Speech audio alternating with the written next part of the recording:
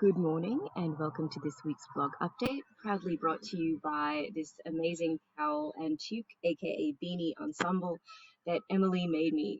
It's so fluffy and warm and it looks amazing. So hugely grateful for this.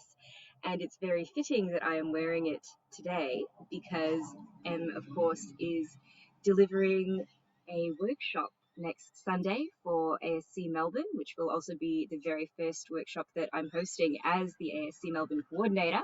So yeah, very exciting week ahead. The workshop stuff is pretty much all planned out, ready to go, I think. I believe Em is just looking for a few more examples to bring up on the night if needed. But yeah, other than that, we are good to go. So that is amazing. I'm so excited for this. And yeah, it's going to be a very fun week.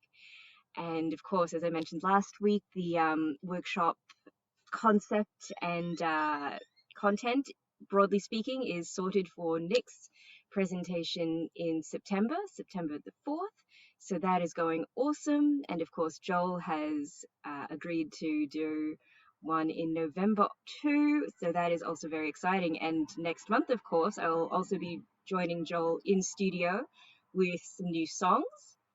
And I've been doing some more work on those this week, so that is coming along nicely. I ended up revising the chorus melody line for one of them to better suit Ben's voice for, yeah, just in terms of working on the strengths and trying to sort of tie it together more cohesively as a package. So pretty happy with how those, yeah, melody modifications are sounding, at least in MIDI form. And yeah, hopefully he's able to roll with those and it'll sound great, I think. I think it'll be a big improvement. So beyond that, I'm also revising the melody for Life Soaked Reveal because as I've been making songs, making vocal melodies that I think are overly complicated and not hooky enough, and it impacts the song's accessibility to listeners. And this has been kind of suggested to me in a couple of different ways by a couple of different people. And so that's one of the reasons that I really value people's feedback, and hugely grateful for all of the thoughts that people have been willing to share with me. So yeah, on a couple of different occasions now, in varying ways, people have kind of indicated that they found the vocal melodies that I've written to be like hard to follow.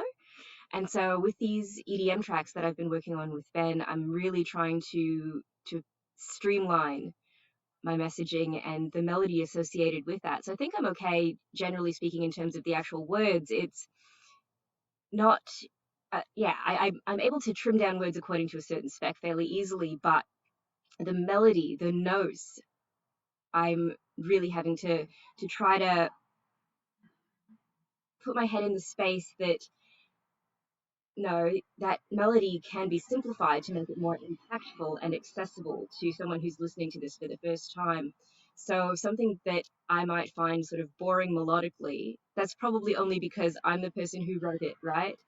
And someone who isn't familiar with my concept and idea and is just sort of casually listening to it in the background somewhere, if it's just this jumble of convoluted noise, I'm exaggerating, of course. I wouldn't write convoluted noise, would I? No. But if that's what they perceive, then they're not going to engage with it as readily. And that's something that I've had to learn. And also, that's come to my attention even more working with Em on developing this workshop, you know, Write Beautiful Melodies. And the point I've been missing for so long has been that a really engaging melody needs to be accessible. And you can do that by making it a consistent pattern and varying it slightly around that central pattern, and that makes it much more accessible for the mind to keep track of.